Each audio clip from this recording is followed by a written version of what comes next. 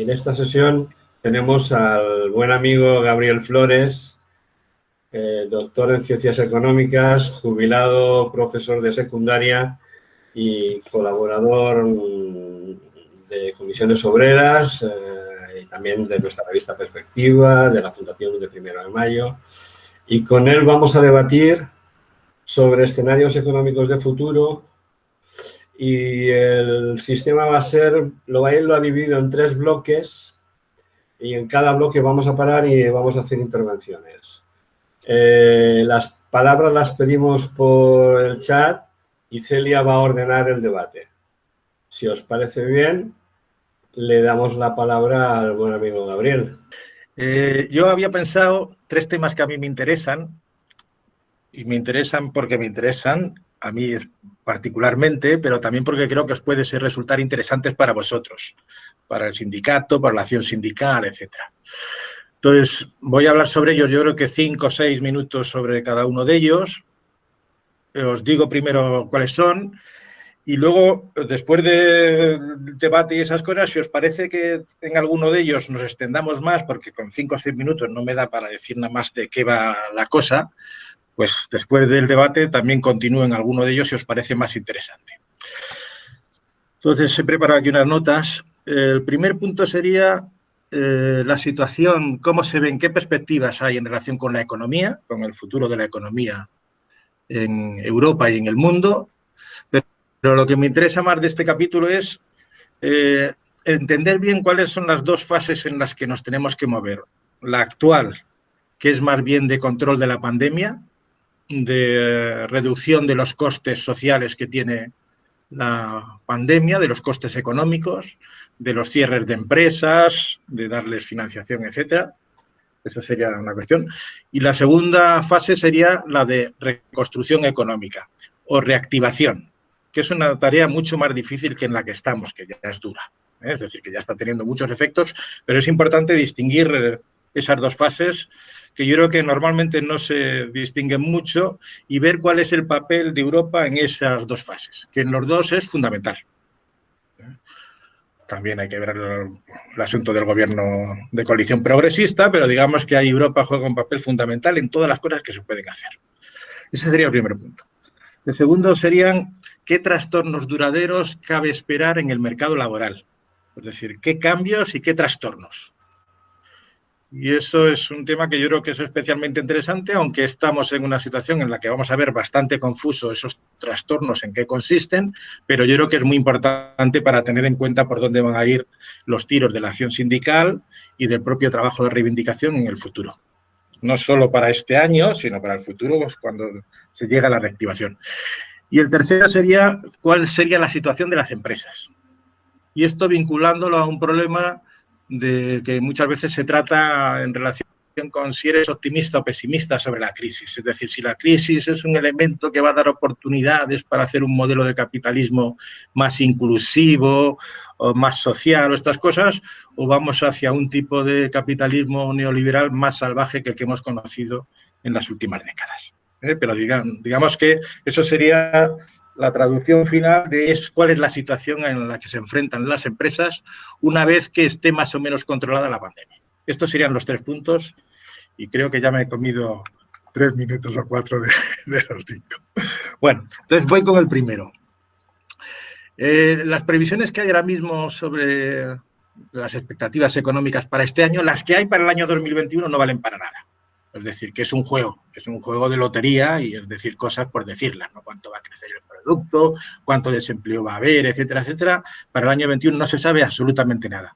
Y lo mismo podríamos hacer aquí una ronda de decir cada uno lo que le pareciera y acertaríamos probablemente más o menos lo mismo que el Fondo Monetario Internacional o la Comisión Europea o el Gobierno de España. Es decir, que no se puede saber prácticamente nada de ese asunto. Entonces, ¿para qué sirven estas previsiones? Yo creo que solo para una cosa.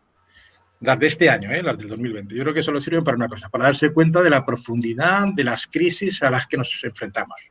Es decir, que más o menos la situación es la siguiente. Las últimas previsiones, que son las del 1 de mayo, es que el PIB va a disminuir prácticamente un 10%, lo cual significa que es tan grave como las 2 recesiones que tuvimos en el año 2008-2009 y 2011-2013. Sumando las 2, la de este año sería más grande que esas dos recesiones, es decir, que es de una gran envergadura.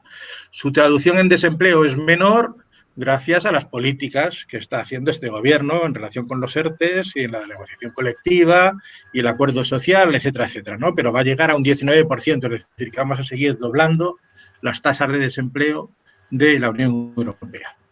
El déficit es más o menos también del 10%, el déficit público. Eso significa que tenemos que financiar 120.000, 130.000 millones de euros este año. 120.000 o 130.000 millones de euros, es decir, que es una cantidad tremenda que no se ha financiado nunca en este asunto. Y que la deuda pública pasaría de ser aproximadamente el 95%, que era antes de esta situación de crisis, el 95% del PIB, a estar en el 115,5%. Todo esto en un escenario en que las cosas no se desmadran, es decir, que no hay una vacuna ni un control total sobre la epidemia, pero hay un cierto control. Entonces, si estas cosas van más o menos razonablemente bien o razonablemente mal, como queráis decirlo, pues estos serían los datos. Eso significa que estamos ante una crisis económica, además del cúmulo de otras crisis que hay detrás de esa crisis económica, muy grande, desconocida prácticamente. Es decir, que no hay caídas como esta del Producto Interior Bruto desde que se conocen series homogéneas a lo largo del tiempo. Entonces, esto es una cuestión importante. La segunda cuestión que me interesaría, entonces, ¿para qué nos sirve esto? Porque no sirve para hacer... Hay un montón de instituciones en el mundo que se dedican a hacer previsiones, ese es su trabajo. Entonces, tienen que seguir haciéndolas aunque no se puedan hacer. Entonces, hacen esto. Pero hay que tomarlas con pinzas, es decir, que todo depende de qué es lo que pase en los próximos meses en relación a la lucha contra la pandemia, pero también en el planteamiento político, en si realmente hay gobernabilidad en este país, si realmente la concertación social y el acuerdo social tiran para adelante sindicatos, patronal y gobierno, es decir, que eso depende de todas estas cuestiones que están completamente en juego, ¿no? Entonces, yo creo que sirven no para que los agentes económicos hagan planes, porque para eso sirven las previsiones económicas, para que tanto las empresas y los empresarios hagan planes de inversión a medio año, a 10 años o a 15 años o a 3, y para los agentes económicos, los hogares también digan a qué van a dedicar sus rentas, etcétera, ¿no? Y qué es lo que van a hacer.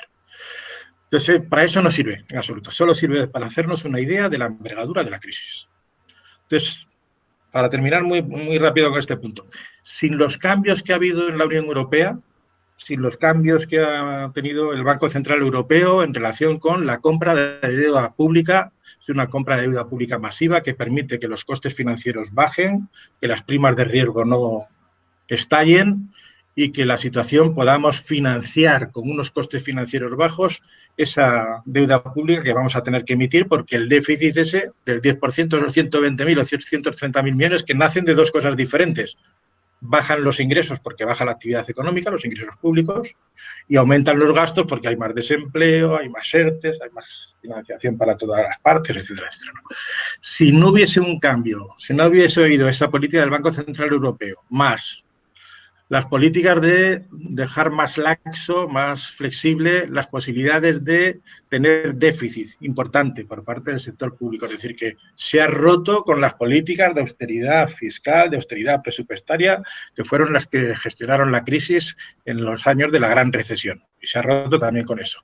Además, la Comisión Europea, a través del Eurogrupo, ha dado un montón de financiación, 500.000 millones, para que se puedan pagar, aumentar la sanidad pública, reforzarla, tener más equipamiento por parte de la sanidad pública, también ha permitido y va a permitir financiar los ERTEs, también va a permitir financiar el desempleo, también. ¿Con qué tipos de financiación? Pues con préstamos, pero también con transferencias, los préstamos muy baratos, a muy largo plazo, etcétera, etcétera. Entonces, las últimas cosas que han pasado es lo del Tribunal Constitucional Alemán, que es muy interesante para el año 2021, que estos juegan a más plazo, ¿eh? Luego, si queréis, entramos en ese asunto, que es muy interesante, la sentencia esta del Tribunal Constitucional Alemán, cuestionando las políticas del Banco Central Europeo, que son las únicas que están soportando desde hace años, desde el 2015, cuando empezaron, las únicas que están soportando que la Unión Europea pueda funcionar. Porque en el terreno de las políticas fiscales no hay ningún tipo de alternativa. Entonces, gracias a esos cambios que ha habido y a esa financiación y a los acuerdos que han llegado Merkel y Macron, que espero que el día 27 salga algo de eso, en el que lo que primen sean las transferencias y no sean los préstamos, que signifiquen más deuda, aunque sean más a largo plazo, etcétera, sino que primen hay cierta mutualización de deuda, aunque no sean los eurobonos. Gracias a todo esto podemos estar tranquilos hasta final de año. Es decir, que hay financiación suficiente como para atajar todos los elementos de crisis, para crear un escudo social importante, para hacer que las empresas no cierren, que no haya una avalancha de quiebras de empresas por falta de liquidez, que los que estén en situación golpeados por la crisis, los sectores sociales y las personas tengan rentas suficientes como para no pasar a la situación que estuvimos en el año 2010-2013. Entonces, todos estos elementos son importantes y está más o menos, la situación está más o menos controlada, a no ser que sigan pasando cosas como la de ayer con el acuerdo y eso explosione las posibilidades de acuerdo social y todo ese tipo de cosas, ¿no? Pero quiero decir que está más o menos controlado, hay financiación, se pueden hacer esas políticas, no hay problemas. Ahora, el problema fundamental es cuando llegue la reactivación. Es decir, Europa está dividida en 3 bloques fundamentales, uno de ellos que es el bloque del norte, los ricos en Europa, esos tienen financiación para dar y gastar y de sobra. Lo que pasa es que desde el año 2010 esa financiación no va al resto de los países europeos como iba antes, sino que va a Estados Unidos y está financiando la deuda de Estados Unidos. Entonces, claro, esos países sí pueden financiar a sus empresas, sí pueden darles liquidez, sí pueden entrar en el capital, sí pueden reforzarlas. ¿Qué es lo que sucede con eso? Que se abriría una nueva división dentro de Europa. Es decir, que a las desigualdades que se han acumulado durante todos estos años de crisis, porque nos ha golpeado de forma diferente, ahora habría una nueva división. Y ahí, para los países del norte europeo, podrían, con sus propios ahorros internos, aumentar y facilitar la vida, la financiación, el reforzamiento, el mantenimiento de las empresas de sus respectivos países y, sin embargo, los países del sur de la eurozona no tenemos capacidad de financiar. Y eso lo que abriría es todavía una mayor desigualdad entre los países del norte y los países del sur. No puede haber un mercado único si no hay una cierta igualdad de competencia y si los países del sur de la eurozona no podemos hacer cosas parecidas en relación a lo que hacen los países del norte. No se puede aumentar la división y la desigualdad y la falta de cohesión que hay en estos momentos. Entonces, el problema que tenemos es para el año 2021, cuando haya que hacer la reactivación, cuando se necesite la financiación para hacer esa reactivación económica, ¿Europa va a estar ahí o no va a estar ahí? Yo espero que sí. Yo espero que el día 27 salga un acuerdo en el que de todas las cosas que se han hecho hasta ahora sumadas, también exista esa financiación, que es más o menos el acuerdo de Macron y de Merkel, ¿no? Es decir, que haya otros 500.000 euros fundamentalmente en transferencias, es decir, que no se traduzcan en deuda, que no se vuelvan, no signifique obligación de pago y que eso va a permitir, primero, romper con las políticas de austeridad que se impusieron anteriormente y, segundo, el hacer esa reactivación que no tense todavía más las relaciones entre el norte y el sur de la eurozona. Ya, para. Pero vamos, me interesaba mucho este aspecto, porque yo creo que se confunden muchas veces las dos fases. Una cosa es cómo respondemos a esta crisis sanitaria, inmediata, el desempleo, que las empresas no cierren, que no se quede nadie sin rentas, etcétera, etcétera. Y luego, la gran necesidad de hacer un plan de reactivación europeo que haga que el conjunto de los países de la eurozona salgan en una situación de no mayores divergencias, sino de ciertas convergencias. Es decir, que ese dinero, los 500.000 euros estos que son fundamentalmente transferencias, vayan hacia los sectores, los países y las regiones que más lo necesitan, porque han sido más golpeados por parte de esta crisis. Esa es la idea y eso es lo que están al acuerdo al que han llegado Macron y Merkel. Que no coincide mucho con lo de la izquierda, que yo creo que ahí la izquierda se confunde el asunto al ver solo las políticas de solidaridad, solo miradas desde el punto de vista de si hay de si hay eurobonos, coronabonos o no. Hay otras muchas formas de mutualización de la deuda, de los riesgos y de los costes, y eso es lo que están intentando.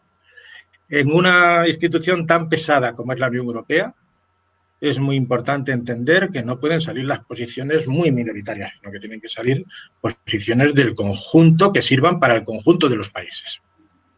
Perdón, me he extendido mucho. Además, creo que me sorprende tu relativa positividad. Eso es estupendo. Vamos a dar un bloque de 3 palabras.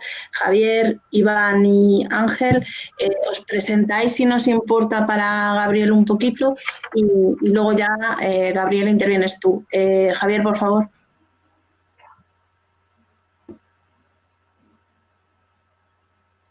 Estaba activando el micrófono. Bueno, buenas tardes, Gabriel, y al resto de compañeros y de compañeras.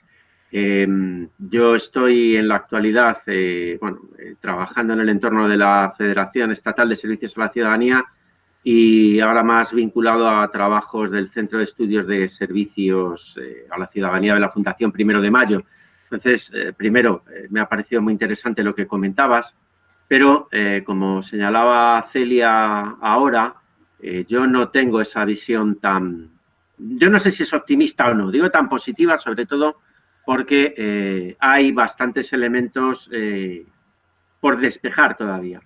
Uno, si el fondo de 500.000 millones de euros que han acordado Francia y Alemania tiene que pasar por los mismos avatares que el debate sobre las condicionalidades del MEDE o no, o el destino de esos fondos, va a estar el tema bastante complicado. Es verdad que Alemania accede a un acuerdo, porque también es bastante menor cantidad de lo que pedían los países del sur de Europa. Hablaban de 1.500 millones, de 1.000 se llegó a hablar, bueno, ha quedado 500.000, pero eso afecta a la política fiscal de la Unión Europea. Por lo tanto, o es un acuerdo que se adopta por unanimidad o no se va a poder adoptar y va a tener que ser o reescrito o rediscutido. Es verdad que el acuerdo le sirve a la Comisión Europea y a Ursula von der Leyen para presentar una propuesta como se había comprometido y como le habían encargado, pero bueno, ya han salido Holanda, Dinamarca, incluso algunos países del grupo de Visegrado, diciendo que tienen que tener algún tipo de condicionalidad, que no pueden ser, digamos, fondos que no obedezcan a algo que sigue aterrándoles, tal como ellos expresan, que es una suerte de mutualización, que eso no es saludable para la economía europea y además lo vinculan también a que haya un acuerdo para la ampliación del presupuesto de la Unión Europea.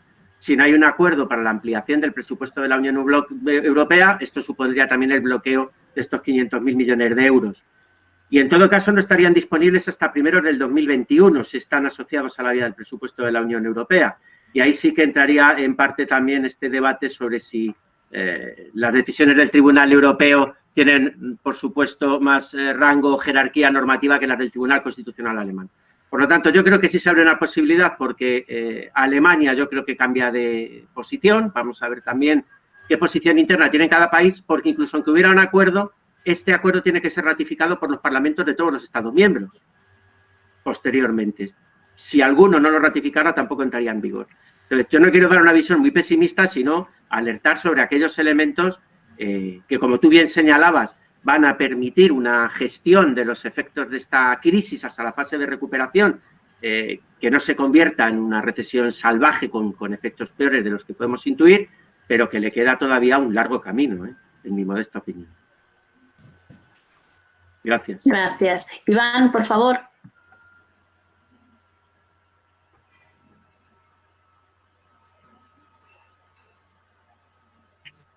A ver, un momentito. Ya está. Ya está, que estaba desactivando la adaptación del teléfono. Soy Iván Molinos, de Cataluña. Trabajo en el sector autonómico de la Generalitat y, bueno, soy responsable de jóvenes de la Federación de Servicios a la Ciudadanía. Bueno, yo creo que evidentemente la crisis... Solo te veo la nariz, ¿eh? Sí, bueno, es que uso móvil, lo uso por el móvil, el Meet. Yo creo que tenemos una crisis económica a las puertas bastante complicada. Evidentemente, seguramente pues será mucho más grave de la crisis del 2007-2008, sobre todo para la generación joven, ¿no? Que nos tocó vivir la crisis del 2007-2008 y ahora vamos a vivir otra crisis, ¿no? Que más a más es sanitaria, ¿no? Bueno, yo creo que tanto la Unión Europea tiene un papel importante, sobre todo en el ámbito económico, y España también. Yo creo que España tiene margen incluso para hacer algún tipo de reforma fiscal, sobre todo para las grandes fortunas del país. Y evidentemente yo creo que en esta situación la banca también tiene que colaborar, porque la banca pues también ha sido rescatada con dinero público, ¿no? Y yo creo que el sector financiero en este aspecto, yo creo que se le tiene que exigir que tenga un comportamiento distinto, que no se comporte de la misma manera como se ha comportado en la crisis del 2007-2008, ¿no? Entonces, yo creo que estamos ante un reto pues, importantísimo, porque evidentemente de esta crisis económica no saldremos con austeridad como algunos plantean, sino que tendremos que buscar fórmulas, sobre todo para que vuelvan a haber ingresos y que no caiga sobre las mismas espaldas de la gente en ese sentido, ¿no? Yo quería preguntar, porque se habla también que en un futuro no inmediato puede haber, se está hablando de la opción de sacar el dinero efectivo, ¿no? Entonces quería ¿Sacar el saber dinero? el dinero en efectivo, o sea, el dinero que usamos para comprar el dinero en efectivo, digamos, y hacer pagos ya directamente con, bueno, el dinero a través de, bueno, de tarjetas y tal, que ya se hace, pero sacar el banco, o sea, sacar el dinero en efectivo. Quería saber si eso se está planteando o directamente, porque claro, para hacer eso habría que hablar con los países de la Unión Europea y evidentemente ese reto es bastante complejo, ¿no? Muy bien, Iván. Ángel, por favor. Hola, buenas tardes. Soy Ángel Moreno, soy responsable de salud laboral de la Federación de Servicios a la Ciudadanía. Yo quería hacer una pequeña reflexión con unas pequeñas preguntas al final. Yo parto de una posición maximalista en torno a esta Unión Europea y pienso que, que ya con un análisis del tiempo la entrada en el euro no fue una idea excesivamente buena, ¿eh? Con los números que nos ha puesto encima de la mesa, con el déficit público que tenemos, con la financiación que necesitamos cada año y con la deuda pública, que es mayor ya de lo que generamos de producción cada año, pues nos podemos dar cuenta que nuestra soberanía económica no existe y que dependemos de Europa. En el sentido de que si tuviéramos que ir al mercado a recoger el dinero, pues solo con la prima de riesgo, pues el país entraría en nota. Con lo cual dependemos un poco de las políticas que se marquen en Europa, no solo nosotros, sino el conjunto de muchos países, porque esta crisis ha afectado al conjunto de los países de la Unión Europea, pero no ha afectado en la misma intensidad, es asimétrica, no es lo mismo Italia y España que los países del norte. Y esta asimetría, lógicamente, en esta primera fase no se va a hacer palpable, pero la segunda fase que tú bien diferenciabas, yo creo que es ahí donde se va a hacer palpable esa asimetría y ahí es donde vamos a tener los verdaderos problemas. En la segunda fase, en el año 2021, cuando tengamos que ir al proceso de reconstrucción. Y esa es mi pregunta. En ese contexto de reconstrucción, en este contexto de correlación de fuerzas, ¿tenemos capacidad como país de tomar medidas estructurales como reforma fiscal, reforma laboral, planificación económica por parte del Estado? ¿O nos van a volver a imponer las políticas de austeridad, bajemos pensiones, empleo público, etcétera? Es un poco las preguntas que te quería trasladar. Gabriel, todo tuyo. Reforma laboral. ¿Cuánto tiempo tengo?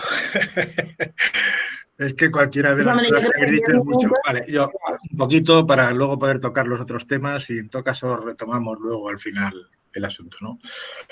Vamos a ver, en relación con lo que decía Javier, sí, yo creo que es bueno ser prudente y cauto y esas cosas de las cosas que se pueden sacar de todo esto, ¿no?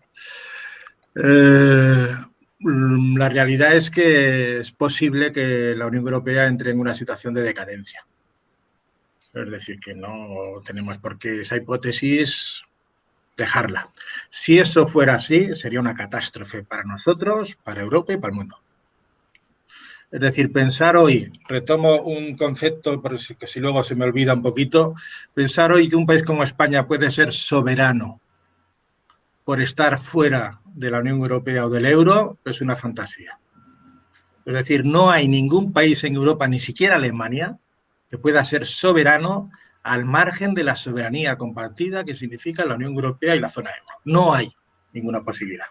Y la única posibilidad que hay que tenemos de influir en una globalización de otro tipo, en el que lo que se esté dirimiendo no sea el modelo chino o el modelo Trump estadounidense, es que Europa sea fuerte. Es la única posibilidad. Es decir, que el modelo social que se ha construido en Europa sea un modelo que tiene influencia para hacer una globalización multilateral y democrática, y que eso sea un centro de atención de los países que van buscando su desarrollo. No hay ninguna otra posibilidad.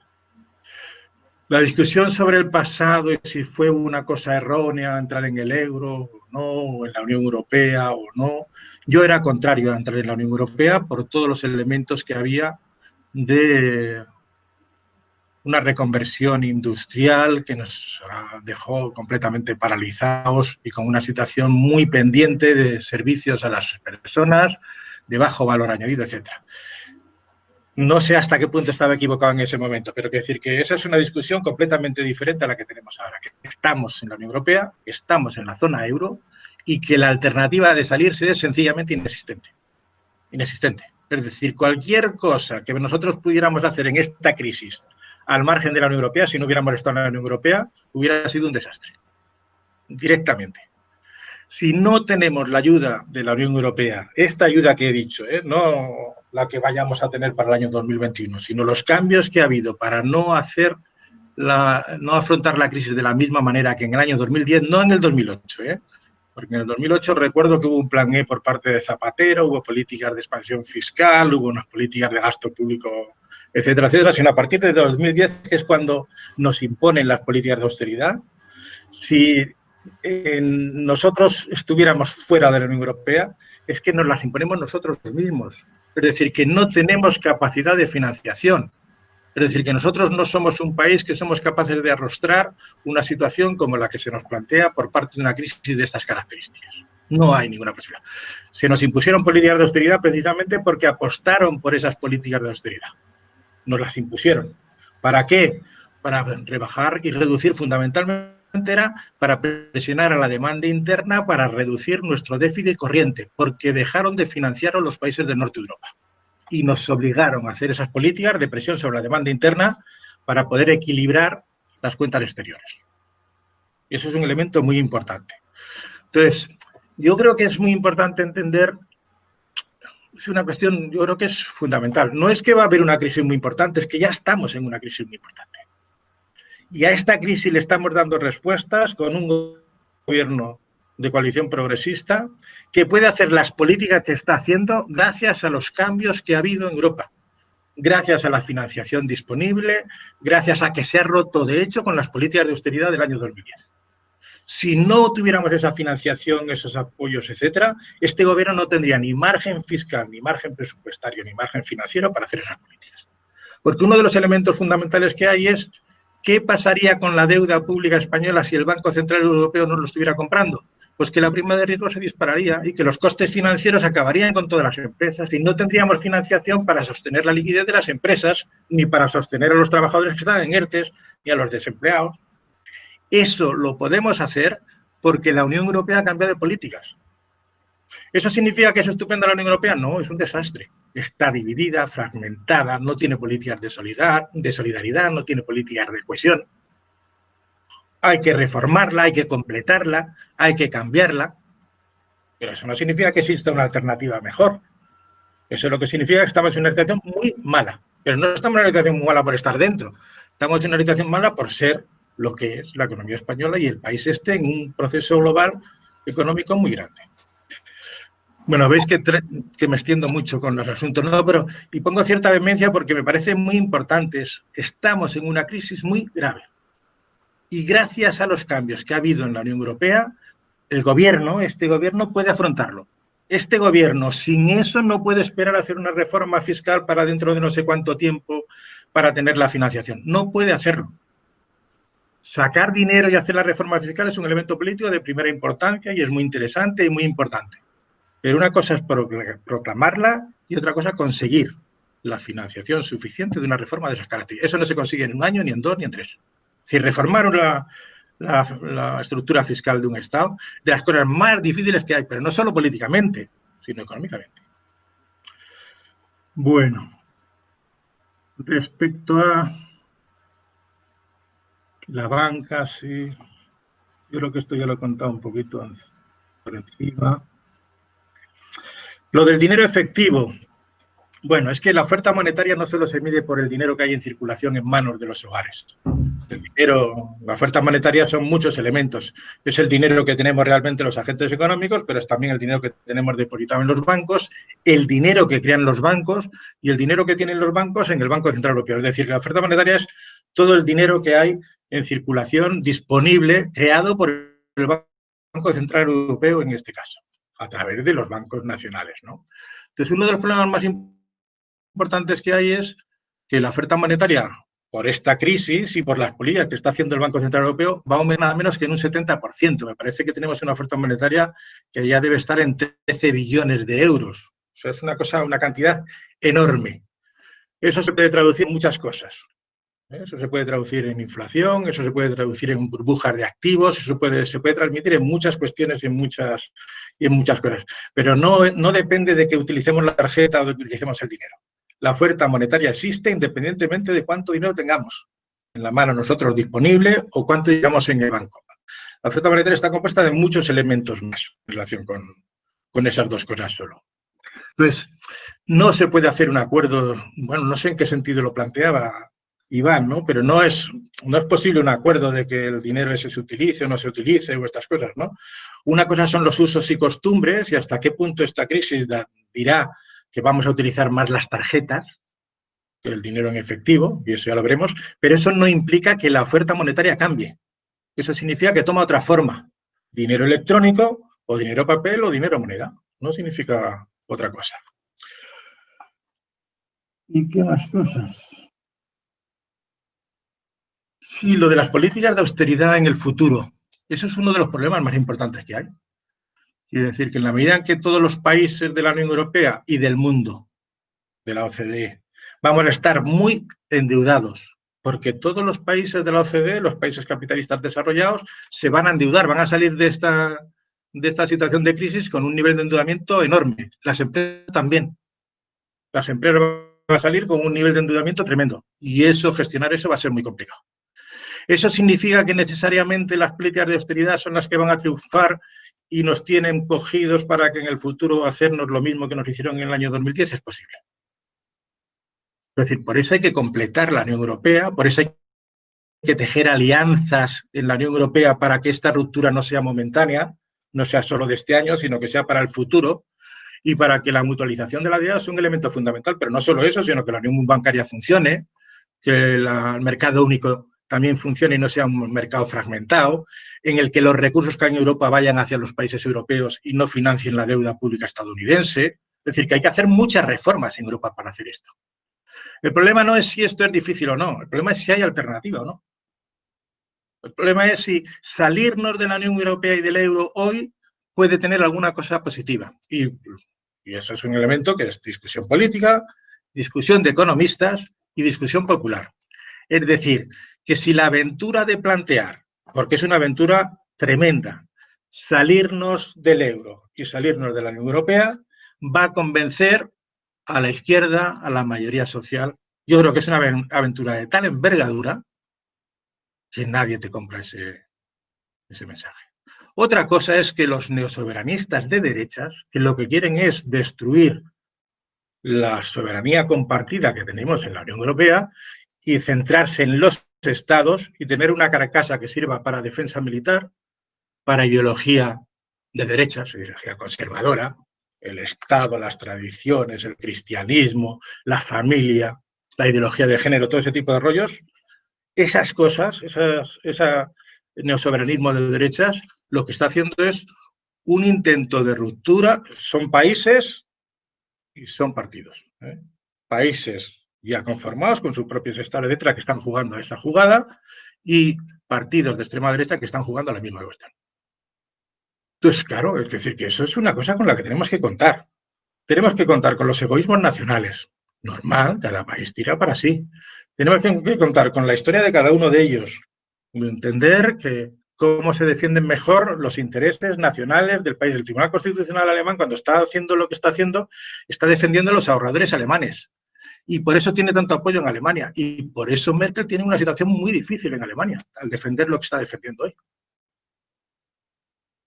Entonces yo creo que es muy importante no solo tener una visión de las desventajas, los problemas, etcétera, etcétera, sino si hay alternativas mejores, que es la de tratar de completar, modificar, cambiar las políticas de la Unión Europea. Y se ha dado un paso adelante tremendo. Se ha roto, de hecho, con las políticas de austeridad.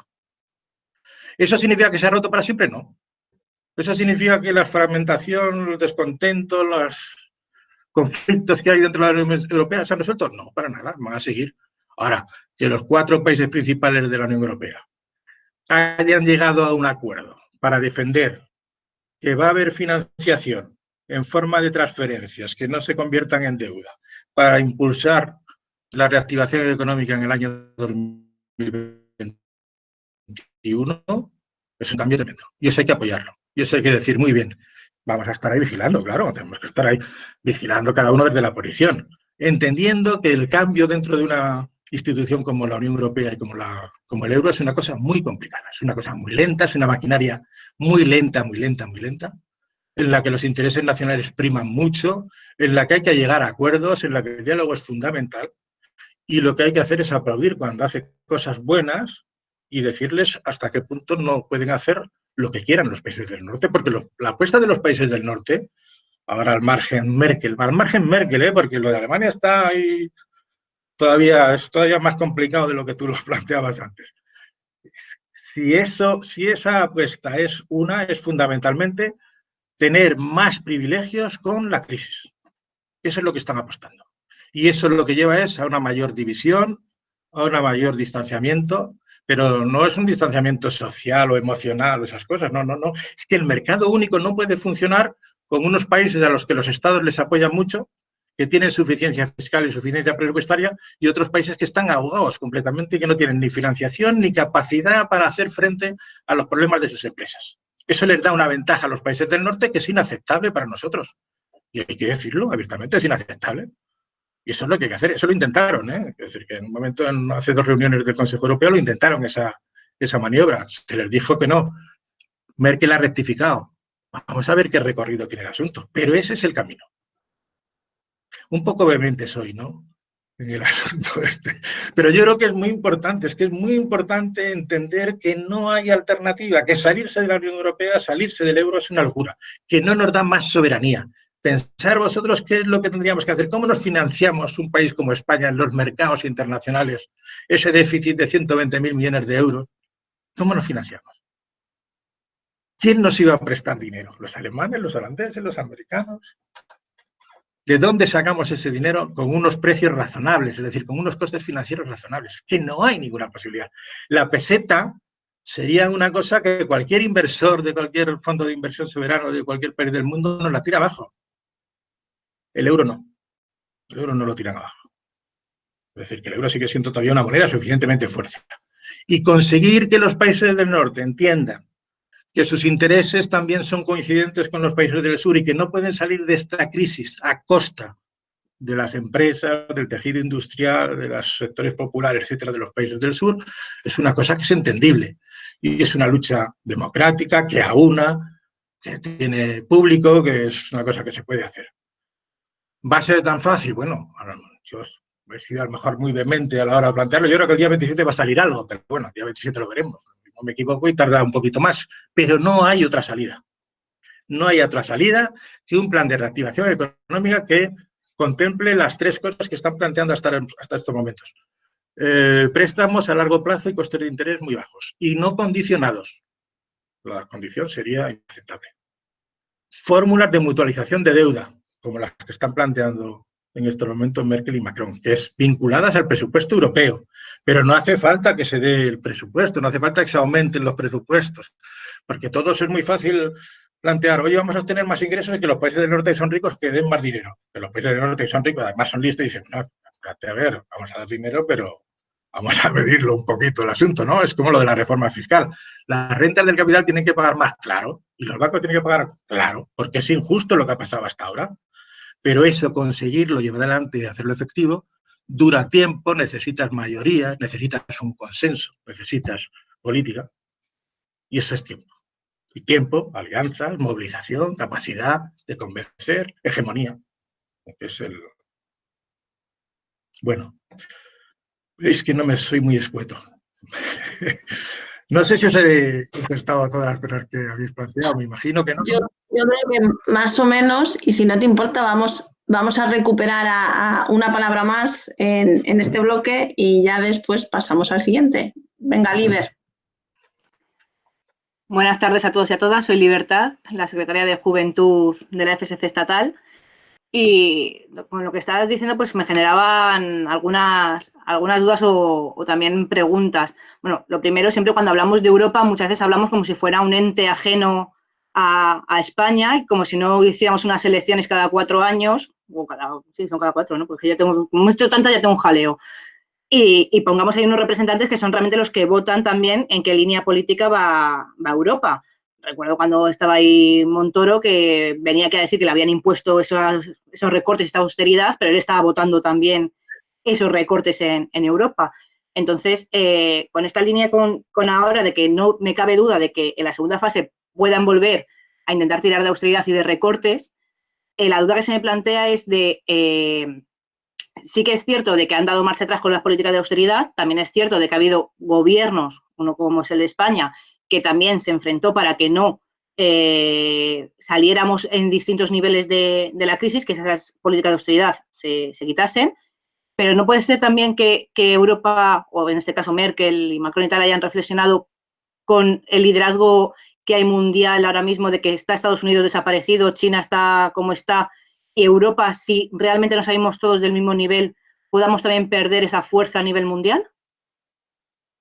No sé si me he explicado bien o no, pero... Ojalá. Yo soy muy escéptico sobre la capacidad de reflexión de los líderes políticos. Soy muy escéptico sobre el asunto. Ojalá fuese verdad que han recapacitado que para que Europa tenga una influencia en el mundo y no dejarle todo el terreno a chinos y al contencioso chino-estadounidense, pues que se necesita una Europa fuerte, una Europa unida, y una Europa que sea capaz de velar por el conjunto de los países que la conforman y por la ciudadanía de estas cosas, ¿no? No sé, yo creo que Merkel está de retirada. Tenemos ahí un problema enorme. Merkel está de retirada, la extrema derecha está en ascenso, las fuerzas neoliberales en Alemania, que tienen su propia conformación histórica en el terreno económico, son muy fuertes. No van a dejarle tranquila a Merkel en este momento de retirada. Hay posibilidades de que les traten de forzar el brazo, y si Merkel desaparece de la escena política, ahí vamos a tener un problema importante, porque muchas veces la política también se transforma a través de los líderes políticos que están en el asunto, ¿no? Entonces yo ojalá fuese verdad que hubiese una reflexión estratégica sobre el mundo, la globalización, los problemas del capitalismo y del modelo capitalista y la globalización neoliberal que ha habido en los últimos 40 años, ojalá fuese verdad ese asunto. Pero me temo que no hay mucho de eso. Francia está necesitada, porque Francia es un país intermedio, está tan necesitada como los países del sur de ese tipo de financiación y de ese tipo de acuerdo. Y Alemania es un poquito más consciente que los pequeños países que tiene alrededor, a los que han estado comiéndole la cabeza fundamentalmente de que su liderazgo en Europa viene de sus políticas frugales y de sus equilibrios fiscales y presupuestarios, etcétera, etcétera, y piensan que todo lo que sea financiar a los países del sur es para que sigan haciendo lo mismo. Y yo creo que no tienen en la cabeza una idea de cómo se formó la Unión Europea, de lo importante que es el mercado único, de lo que importante que son instituciones que regulen ese mercado único, que no dé ventajas a unos países frente a otros. Entonces yo creo que no tienen esa capacidad, lo que pasa es que son países muy pequeñitos y son pocos. El problema no es tanto el asunto, el problema es si los 4 países estos que están más o menos de acuerdo con una propuesta quieren tirar para adelante. Tenemos un montón de problemas, que son las fuerzas de extrema derecha que están apostando por quitarle contenido a la Unión Europea. Tenemos a los países del este, lo que quieren es poner la mano y que les den los fondos estructurales y de cohesión para ellos seguir desarrollando y no se metan en las políticas democráticas, de derechos humanos, etcétera, etcétera. Y tenemos a los países del norte con un avance de la extrema derecha muy grande en los que consideran que el mundo es así porque ellos se lo merecen.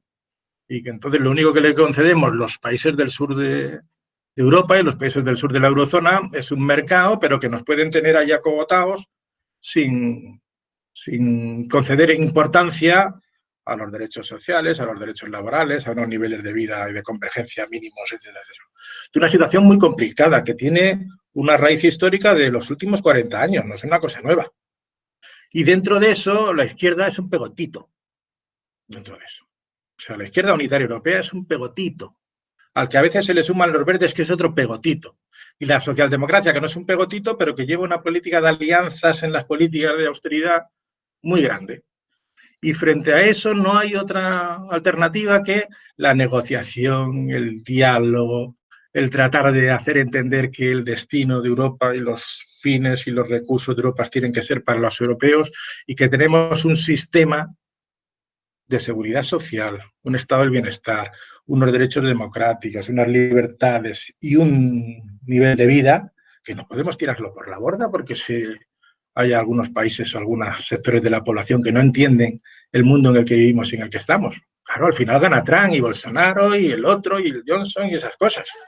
Pero claro, es un otro problema diferente. Es decir, que al final es posible que la gente más perturbada, que la gente que no tiene proyectos estratégicos y que está defendiendo derechos muy estrechos, de un sector de la población muy estrecho, gane. Claro, es una posibilidad que está ahí siempre. Ahora lo que hay que hacer es saber cómo jugamos para las bazas que tenemos de defender lo que es defendible, somos capaces de ampliarlo y de seguir manteniéndolo. Y para mí una de las cuestiones fundamentales de todo este asunto es estamos ya en una crisis muy grave, no está por venir, estamos en una crisis muy grave. Y se está gestionando razonablemente bien gracias a que en Europa se ha roto en la práctica con las políticas de austeridad. Y eso es muy importante. Y colgarse las medallas de quién es el que lo ha hecho y esas cosas, bueno, pues cada uno se las cuelga. Pero lo importante es que se está haciendo gracias a la ruptura con las políticas de austeridad. Y tenemos financiación, y tenemos préstamos, y tenemos costes financieros muy bajos, y no tenemos primas de riesgo, y no tenemos ningún problema para ahora atajar los problemas económicos, financieros, sanitarios, de escudo social, etcétera, gracias a que en Europa ha habido esa ruptura. Y lo que hay que hacer es fortalecerla. Lo que hay que hacer es que eso siga avanzando, sabiendo todos los líos y los problemas y cómo se puede utilizar en el futuro, etcétera, etcétera. Lo otro es una aventura que nos liquida políticamente. El pensar que España va a ser más soberana con la peseta porque rompe con los... Eso es una fantasía. Perdón por tratarlo así, pero es que me parece que es una fantasía absoluta. Absoluta. Y que no sería comprable. Es decir, que el partido que plantee ese asunto en las urnas en las próximas elecciones desaparece. No, pero desaparece, o se hace insignificante, porque la gente no está por esas aventuras. Porque la población no está por esa aventura, la población está a ver cómo resolvemos el problema de la gobernabilidad aquí. Para que esto que están haciendo los fachas y los menos fachas y los menos fachas, pero quiere decir que todos los que están apostando por la ingobernabilidad dejen de funcionar así. Estamos tratando de a ver cómo se hacen políticas de apoyo a la mayoría social y de cómo se resuelven los problemas de la gente que está en el paro y de la gente que está con los ERTES y de los que tienen miedo a que se cierre la empresa el día siguiente y los que no tienen, las empresas que no tienen liquidez para afrontarlos y que les lleguen los créditos del ICO a ver si y algunas veces no llegan o tardan demasiado. Yo creo que esos elementos son los problemas que tenemos que resolver porque son solucionables, están a nuestro alcance y son los que la gente espera que hagan los partidos políticos, los sindicatos en la negociación con la patronal, que es un elemento importantísimo para desbloquear la situación política. Y eso es lo que están esperando. La mayoría social. Y luego, claro, están los 50, los 100, no sé, que en los barrios de Madrid, pero son 50 o 100, ¿eh? Se manifiestan con las banderas, están dando el coñazo, etc. Bueno, perdón. Continuamos, Gabriel. Sí.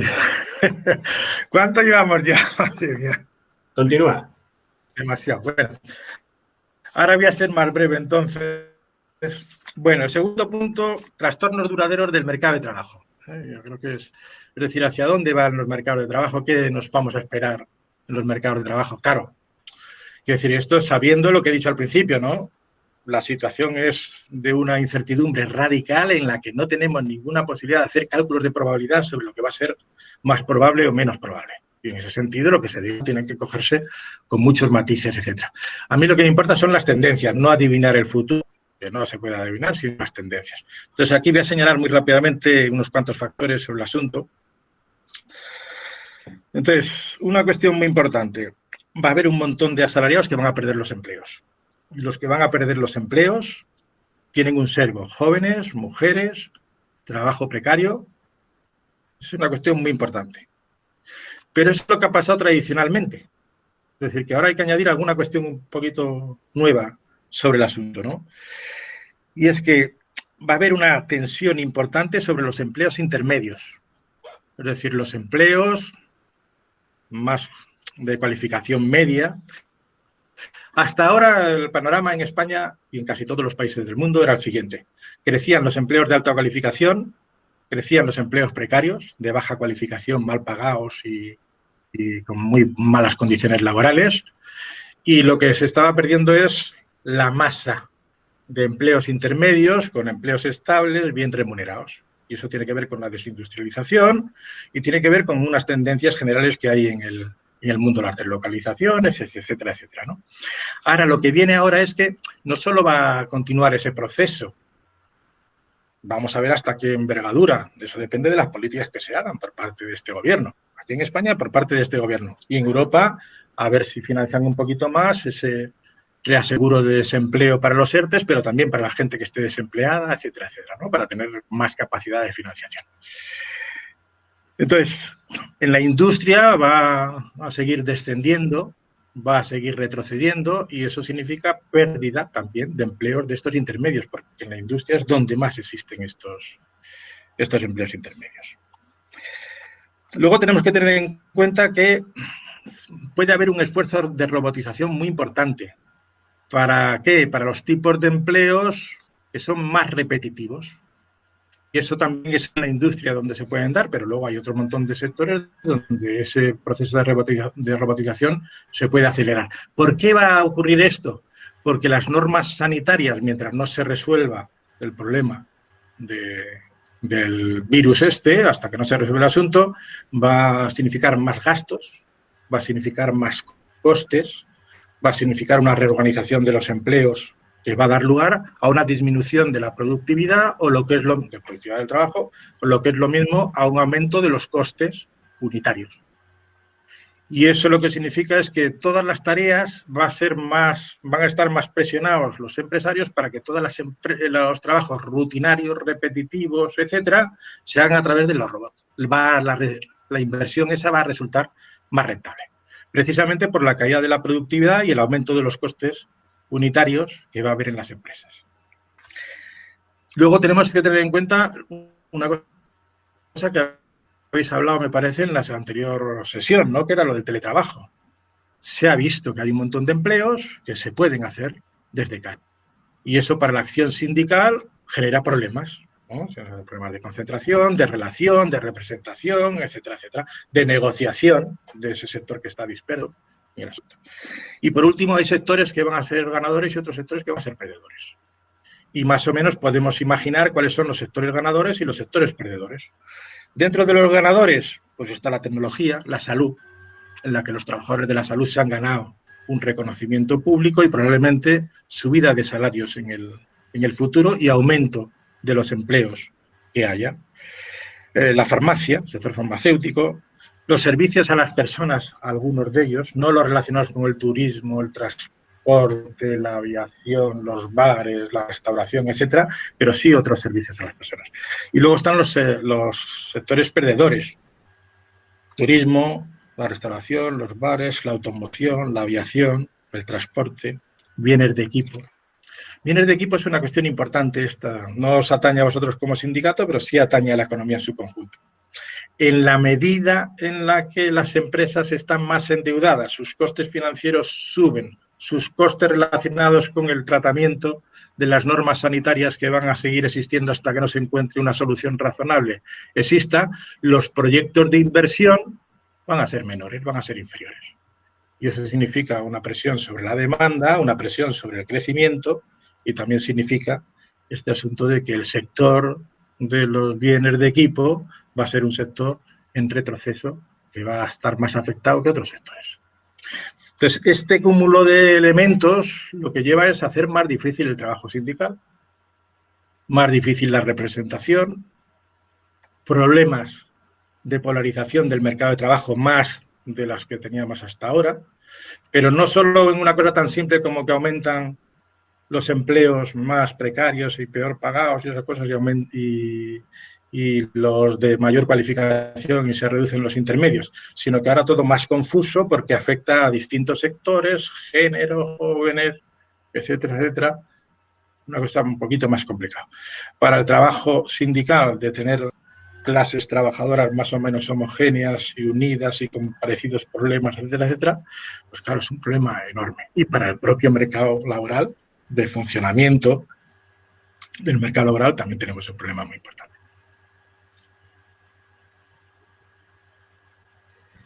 Podéis pedir palabras a Celia.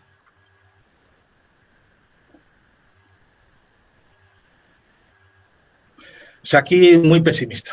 Aquí la percepción. Aquí los trastornos del mercado laboral no van por buen camino. No van por buen bueno, contamos. A pesar de que políticamente va bien la cosa. Perdón. Vamos a ver qué apreciación nos hace Javier Vasconés. Abre el.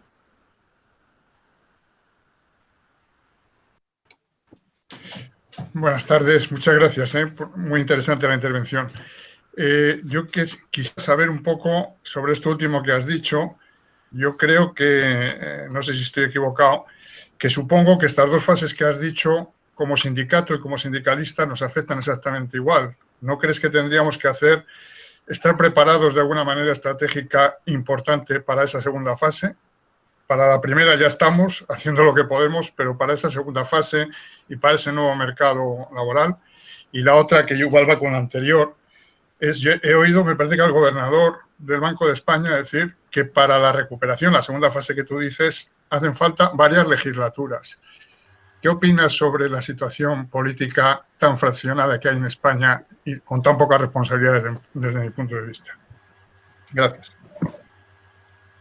Gabriel, si te parece, dejamos que Iván Molinos vuelva a intervenir y luego, pues nada, este comentario tan sencillo, pues lo abrevias en 3 minutos, por favor.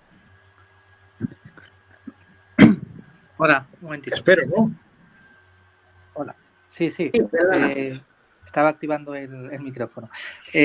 Pues no, yo la verdad es que yo totalmente de acuerdo con la intervención. Es verdad que el teletrabajo también va a entrar, de hecho ya ha entrado, lo que pasa que en la situación actual lo que se está haciendo no es teletrabajo, porque evidentemente no hay la regulación adecuada a la cuestión, ¿no? Yo me gustaría saber si realmente, evidentemente, qué hacemos con aquellas personas, sobre todo que ya son mayores de 45 o 50 años, que por algún motivo, dado que la robotización también va a entrar y se puede acelerar, ¿qué hacemos con ellos? Porque evidentemente se va a reducir también las jornadas laborales. Es verdad que España va a aprobar a finales de mes, si todo va bien, el ingreso mínimo vital, pero ¿realmente el ingreso mínimo vital resolverá esta cuestión o tendremos que activar otros tipos de mecanismos como la renta básica o una renta europea universal en este aspecto? Todo tuyo, Gabriel. ¿Ya? Ya, sí. Sí. Yo no soy sindicalista. No podéis convertir los problemas económicos en problemas sindicales o políticos. Quiero decir que los retos son para vosotros. Los retos de cómo tratar esos trastornos del mercado laboral que va a introducir esta crisis, acumulados a los previos, son problemas sindicales de una envergadura que a mí se me escapan por completo. Es decir, que yo creo que tiene muy mala pinta el asunto de hacerlo. Tiene muy mala pinta incluso con concertación, Tiene muy mala pinta, incluso si se llegan a acuerdos. Quiero decir que esos acuerdos no hay que pensar que se les va a imponer a la patronal las ideas y los intereses de las clases trabajadoras. Quiero decir que la patronal tiene sus intereses muy claros. Y una de las cosas que está pasando aquí ahora en estos momentos con el tema político es precisamente que tiene las ideas muy claras. Y que hay una parte de la patronal que lo que quiere es obtener ventajas políticas y tener soluciones políticas de los problemas que está teniendo. Y que el calorcito del poder que le puede dar un PP o un Vox en el gobierno, esas cosas, por mucho que estalle socialmente la cosa y que esto se disparate el asunto y que haya unas tensiones sociales y económicas muy grandes, hay mucha gente de la patronal que está pensando en eso. También hay otros que están pensando en la concertación, pero hay otros que están pensando en el que lo que pueden sacar todavía de la privatización de los bienes públicos y de los apoyos por parte de un gobierno más próximo a sus ideas, en las que los respetos a los derechos de los trabajadores y a los derechos más en general democráticos, humanos, ese tipo de rollos son cosas que son de progreso y las cosas también existen. Y eso es lo que representa nuestra presidenta de la comunidad de aquí. Es decir, que es un sector del PP muy duro, que parece muy tonto y que probablemente lo sea, pero quiere decir que está pensando en ser representación de unos intereses de tipo de patronal en la que piensa que su salida está más bien en seguir con los favores políticos y en tratar de tener rentas de monopolio y en tratar de que la regulación que hace el Estado y las autoridades vayan favoreciendo ese asunto, ¿no? Pero yo creo que es un tema muy complicado el tenerlo en la cabeza de cara a las negociaciones que están desarrollando sindicatos, patronal y gobierno. Es muy importante que eso tire para adelante. Es muy importante que se lleguen a acuerdos que favorezcan la negociación colectiva en el futuro, que favorezcan la concertación, que favorezcan un cierto equilibrio de intereses entre unos y otros, en las que no se les va a engañar a los que tienes enfrente, sino se va a tratar de buscar elementos comunes que puedan favorecer la buena marcha económica, la atención a los sectores sociales perjudicados, el apoyo a las empresas y a la economía del país, etcétera, etcétera. Creo que es una cuestión muy importante, porque es que si no, no se entiende nada de los movimientos que está teniendo el PP en estos momentos. Hay una parte de la patronal que está jugando a tener un gobierno afín que les proteja, que les dé negocio, que les favorezca su posición dentro del mercado, que no permita que los trabajadores puedan seguir presionando hacia que no tengan tanto gasto público en relación con el escudo social que están proponiendo los partidos del gobierno, de nuestro gobierno, del gobierno que está ahora ahí, ¿no? Entonces, eso es muy importante tenerlo en cuenta. Otra cuestión es el futuro. Y el futuro de ese mercado laboral hace todavía más importante que hoy seamos capaces de afrontar la crisis desde una situación de gobernabilidad, de acuerdo, de alcanzar medidas que protejan de forma más equitativa que en el año 2010 hasta el 2013-2014, durante la gran recesión, durante las dos recesiones que tuvimos y con las políticas de austeridad, que se llegue a eso. Si eso somos capaces de cambiarlo un poquito, habremos ganado algo. Pero quiero decir, lo que tenemos por delante, lo que tenéis por delante como sindicato, es una tarea de una envergadura y de una dificultad enorme. Porque una de las cosas que no he dicho antes es que las tareas de reactivación económica son mucho más difíciles y complejas que las que es atender a los sectores sociales que están ahora con problemas, o de darle liquidez a las empresas. Teniendo préstamo y teniendo dinero, no tenemos ningún problema con el asunto ese. Ahora, los problemas de que haya una gestión para apostar por los sectores de futuro y que eso se dé en Europa y que se entienda en Europa como tal y el gobierno de España sea capaz de implementar ese tipo de políticas y actuar como arquitecto de esa reactivación económica y que haya una mayoría progresista alimentándolo y que haya un acuerdo social entre patronal y sindicatos alimentando ese asunto, llenándolo de contenido y vigilándolo y controlando los derechos y esas cosas, es una tarea de una dificultad enorme. Eso sin saber, lo que he dicho al principio, que tenemos una incertidumbre radical completamente con el asunto, y es que qué va a pasar con este virus, que no sabemos nada del asunto. Que no sabemos si va a haber dentro de un rebrote dentro de unos días, o si dentro de unos días, bueno, días o meses o lo que sea, se va a encontrar una vacuna que haga controlable la situación. Sin saber eso, las dificultades son enormes. Como esas cosas además se pueden complicar, pues imaginaros las dificultades que tiene el asunto. Y luego lo de la renta básica universal y esas cosas, ¿no? Claro, yo creo que es muy importante que haya una renta mínima para los sectores más golpeados por la crisis. Y eso tiene una dificultad muy grande. Es decir, que eso significa sin financiación. Estamos en las mismas. Si no hay financiación de Europa para eso, nosotros no somos capaces de generarla en el corto plazo.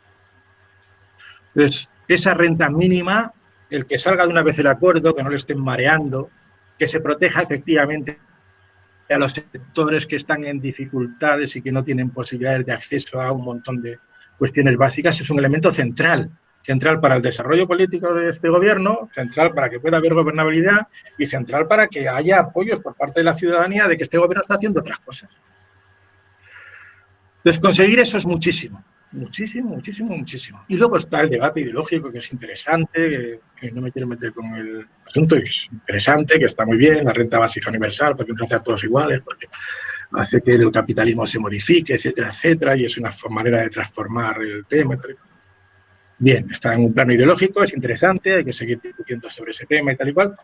Ahora, lo importante es que no se tarde otro mes en que haya esa renta mínima, en que se haga compatible las rentas mínimas que hay en las comunidades autónomas y en algunos ayuntamientos que no hay rentas mínimas, pero hay algo parecido también con la renta mínima del gobierno, y que trate de arropar y de resguardar al conjunto de los sectores, que son muchos millones que hay, con una situación que es inaguantable, que es insoportable.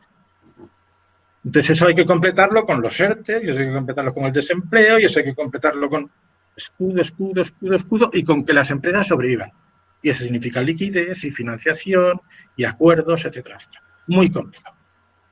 Entonces quiero decir que no nos lo pongamos más difícil todavía.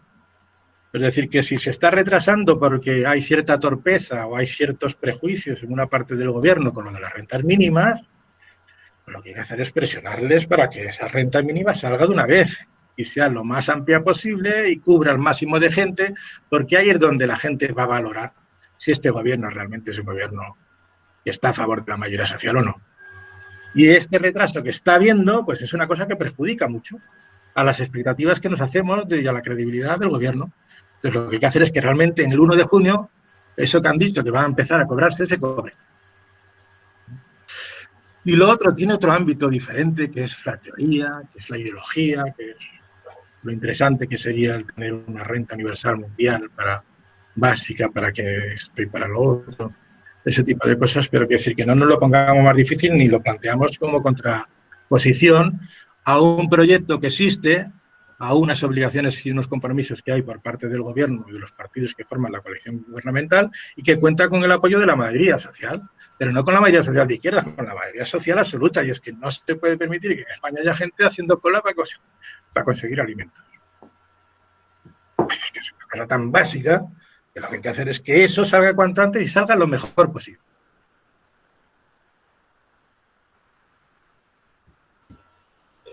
Pues seguimos con el tercer bloque.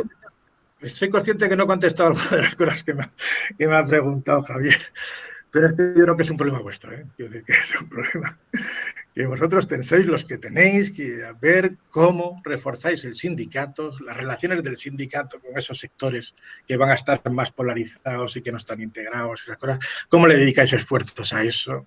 ¿Qué significa, qué tipo de representación puede tener eso con los jóvenes que están solo acostumbrados a trabajos precarios? Que eso es una labor enorme. Yo no tengo ni capacidad, ni quiero, ni puedo, ni sé. Gabriel, si te parece, seguimos con tu tercer bloque. En el siguiente. Bueno, el tercero. Situación de las empresas. Estoy hablando ya del 2021. Ahora está todo muy reciente. ¿Cómo van a estar las empresas en el 2021? Hipótesis, si las cosas van más o menos razonablemente. Es decir, ni se ha vencido al virus, ni tenemos vacuna, ni será esas cosas, ni tampoco se ha convertido esto en una catástrofe. Se ha convertido en una catástrofe, todo esto que estamos hablando no sirve para nada, y si tenemos resuelto el asunto, lo normal es que se vuelva a la situación de normalidad anterior, que es lo que muchos no quieren y esas cosas, pero la gente está deseando que haya ese tipo de normalidad, ¿no? La aspiración de gente progresista, etcétera, etcétera, es que haya algunos cambios sobre esta situación, pero hay que ver cómo van a estar las empresas en ese momento. Y las empresas van a estar muy endeudadas, porque ahora se están endeudando. Es decir, que aunque sea con préstamos y con liquidez a largo plazo y bajas tasas de interés, etcétera, que pueda estar dando el ICO, etcétera, o que estén en los mercados consiguiendo, etcétera, van a salir muy endeudados. Están muy endeudados, en los últimos años han ido reduciendo muy poquito su deuda, pero su deuda debe estar ahora en un 80-85% del PIB, la deuda de las empresas. O sea, la del Estado es más grande, pero la de las empresas también es significativamente importante, y al final de esta situación, de estos meses, va a estar una situación más endeudada. Con lo cual van a tener menos recursos para invertir y va a haber menos claridad para hacer esas inversiones, por todo lo que he dicho antes. Es decir, que ahí tenemos un freno al crecimiento que viene por la propia situación de endeudamiento de las empresas. Los hogares, aunque hay gente que está pasando hambre, aunque hay gente que está pasándolo muy mal, que tiene una incertidumbre muy grande sobre la situación, sobre las expectativas de su vida, etcétera, etcétera, ahora lo que está pasando es que hay un sector de sectores intermedios de renta y de trabajo más o menos que está ahorrando y tiene un ahorro de precaución. De precaución es que son precavidos y que cuando pasen estos meses van a decir, ¿me lo gasto o no me lo gasto? Y hay algunos que están comprando plasmas y la distribución en ese terreno pues está aumentando la demanda de esas cosas, pero ahí hay un porcentaje de la renta de los hogares que es muy importante dentro del PIB en forma de renta, que es renta de precaución, que va a ser muy difícil sacarla de los hogares y convertirla en demanda. Y si es difícil convertirla en demanda, significa que es otro freno al crecimiento económico. Luego va a haber medidas sanitarias que van a significar más coste para las empresas. Y va a significar una reorganización de los puestos de trabajo. Y eso lo que va a significar también es una caída de la productividad y un aumento de los costes unitarios del producto. Y eso se puede traducir en más precios, es decir, inflación o no. Ya veremos. Eso no tiene por qué estar seguro el asunto. Pero ahora lo que sí significa es que hay una presión sobre los beneficios de las empresas por estas medidas que llevan a una disminución de la productividad del trabajo.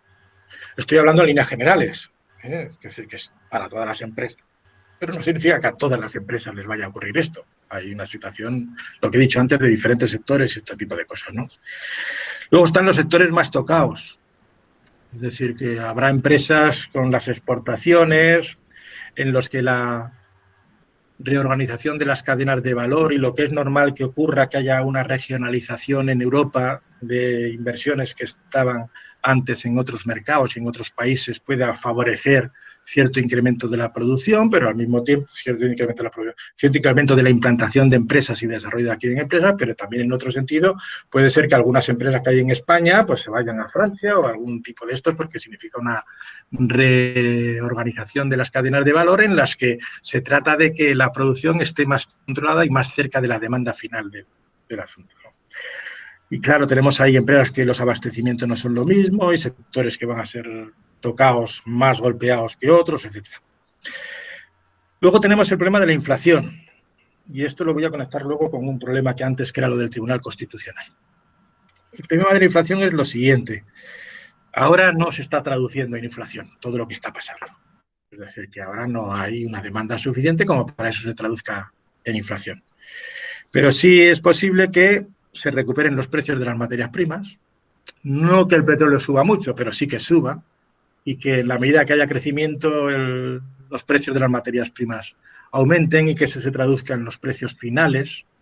También es posible que haya algunas categorías de trabajadores que tengan más capacidad de negociación de sus salarios y eso se traduzca en mayores salarios para una categoría de trabajadores especial, y eso también puede traducirse en aumento del nivel de precios. Y el retroceso de la productividad también puede dar lugar a que, como los costes por unidad de producto aumentan, eso también las empresas traten de trasladarlo a precios. ¿Qué es lo que significa si hay incremento de la inflación? Esto es muy importante vincularlo al tema del Banco Central Europeo. El Banco Central Europeo solo tiene un objetivo y solo puede trabajar para ese objetivo, que es que la inflación sea inferior al 2%, esté cerca del 2%, pero por debajo del 2%. ¿Qué es lo que sucede si la inflación supera el 2%? Que es un nivel muy bajito, Pero ¿qué es lo que sucede? Pues si por todos estos elementos de la inflación ocurre eso, que el Banco Central Europeo se queda sin cortar. No puede decir que la política de compra de deudas públicas se hace para que la inflación aumente. No ha sucedido desde 2015. Es decir, que las políticas de compra de deuda pública por parte del Banco Central Europeo han servido para que las deudas soberanas de los países del sur de Europa no tengan una prima de riesgo muy grande y los costes financieros estén controlados. Y por lo tanto no haya una sobrecarga financiera sobre estos países. Eso ha salvado a los países de la zona euro del sur. Pero si los precios aumentan por encima del 2%, el Banco Central Europeo no puede seguir con las políticas monetarias expansivas. Y ahí es donde le quiere pillar el Tribunal Constitucional alemán. No es una política a corto plazo. Es una política pensando en los efectos que puede tener si la inflación sobrepasa al 2%, el Banco Central Europeo se queda sin coartada para mantener unida a la Unión Europea. ¿Y qué es lo que significa eso? Que los países de la Unión Europea empiezan a hacer políticas fiscales, es decir, que hay una cierta coordinación de las políticas fiscales y aumento de los niveles de presión fiscal y coordinación en esos aumentos de coordinación, y que no haya ventajas de unos países frente a otros, por la vía de reducir los impuestos a los beneficios y a las rentas del capital, que es lo que está sucediendo ahora. Es decir, que somos socios que estamos compitiendo entre nosotros por la política fiscal. Si el Banco Central Europeo ya no tiene coartada para seguir con las políticas que presionan a la baja los costes financieros, se queda sin coartada porque los precios, la inflación ya es superior al 2%, ahí vamos a tener un problema bastante grave, que no tiene que ver con lo que hemos planteado antes. Es un problema específico y es que está mal diseñado la Unión Europea, está inacabada. No tiene los elementos para poder gestionar un mercado único tan complejo como el que tenemos. Hasta ahora y desde el año 2015, el Banco Central Europeo ha hecho esas funciones frente a todos los sectores que estaban en contra, que son muy importantes y que en Europa eran muy importantes, porque ahí están todos los economistas, ahí están todos los centros de estudio, todos los centros de no sé cuánto, de que esas políticas no son buenas, etc. Y ahí tenemos un problema importante.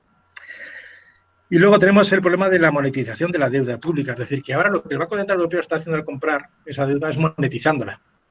Mientras el Banco Central Europeo tenga en sus balances esa deuda y cuando venza la recompra, es una deuda que no tiene mayor problema. Es decir, que toda la gente sabe que está aumentando mucho la deuda. Si el Banco Central Europeo tiene una política como tienen los bancos centrales del Japón o de Estados Unidos, es decir, que no estamos hablando de países en los que gobiernan, son una política monetaria normal, en la que el Banco Central Europeo se queda en sus balances con esas deudas públicas que compra a los bancos. Como el Banco Central Europeo, igual que todos los bancos centrales, es propiedad de los estados, los costes financieros que tiene que recibir se los devuelve al gobierno, con lo cual significa que no hay ningún coste y significa que está dispuesto a mantener en los balances del Banco Central Europeo niveles de deuda muy grandes. Es como si fuese la deuda perpetua, pero sin decirlo y sin tener que anularla. Es decir, que no tendría ningún problema. Ahora, el problema es que ese tipo de monetización de deuda lo que significa es que hay una cantidad de liquidez en manos de los agentes económicos enorme y eso se puede traducir o bien en inflación o bien otra vez en burbujas especulativas de activos. Y ahí tenemos otro problema para el futuro. Entonces, ¿eso a qué puede dar lugar estos problemas de la situación de las empresas? Que veis que son una situación grave, ¿no? O sea, no es una situación sencilla. Puede ser que haya empresarios razonables que estén buscando un acuerdo para aumentar la productividad, para repartir de forma más equitativa los beneficios, para no soportarlos sobre la eliminación de derechos laborales o presión sobre los salarios, etcétera. Puede haber otro sector de las empresas, etcétera, que lo que están buscando es precisamente lo contrario. Cómo cortamos alas a los sindicatos y cómo hacemos para que haya nuevas políticas de presión sobre los salarios y cómo hacemos para que al calorcito del poder político tenemos negocios redondos con los bienes públicos que se privaticen o que nos dejen gestionar o ese tipo de rollos. Y eso significa que hay un sector que está apostando por la gobernabilidad, por los Ayuso, por los Casados y por los Vox y todo ese tipo de cosas, ¿no? Entonces, es una situación muy complicada para las empresas en las que la concertación, el diálogo los acuerdos, un reparto equitativo de costes, las ventajas a obtener de esa negociación, etcétera, son fundamentales. Al margen de lo que esté pasando en la política, porque también va a influir en la política. Es decir, que si ahí se abren canales de avance por la vía de acuerdos más o menos equitativos, en las que se respondan a las necesidades de las clases trabajadoras y de la patronal, sabiendo que momentáneamente tenemos dinero, financiación, etcétera, para poder conseguir ese asunto, y que eso puede dar lugar a una influencia en Europa y aquí en el terreno político en España que vaya bien, y creo que la cosa va bien. La otra alternativa que hay no es salirse del euro, no es salirse de Europa, no es ser más soberanos, la otra es un desastre. La otra es un capitalismo neoliberal más salvaje que el que hemos conocido. Esa es la otra alternativa que hay. Y esa es una situación muy, muy, muy complicada. Y las empresas, en fin, la lógica de la acumulación de capital que tienen las empresas, pues va a existir ahí, estamos en ese sistema y no hay otra vía diferente, pues eso, va a haber una pugna muy grande entre empresarios de un tipo y otro. Y aquí en España, como son muchos los empresarios, no solo grandes, sino pequeños, medianos, están acostumbrados al calor político, a la influencia política, a hacer negocios con los bienes públicos, a tratar de recibir favores, etcétera, etcétera, sin ningún tipo de contrapartidas, que sigan pensando que esa es la vía que hay que hacer. Pero la situación de las empresas es también muy, muy, muy dura.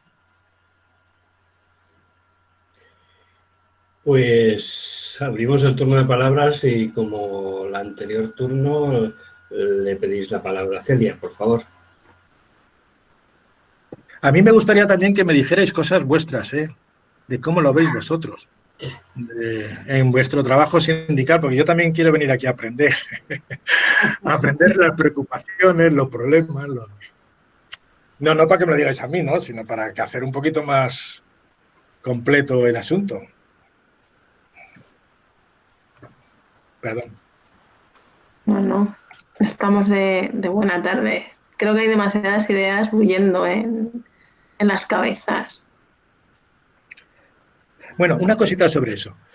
El cerebro humano no está acostumbrado a la incertidumbre.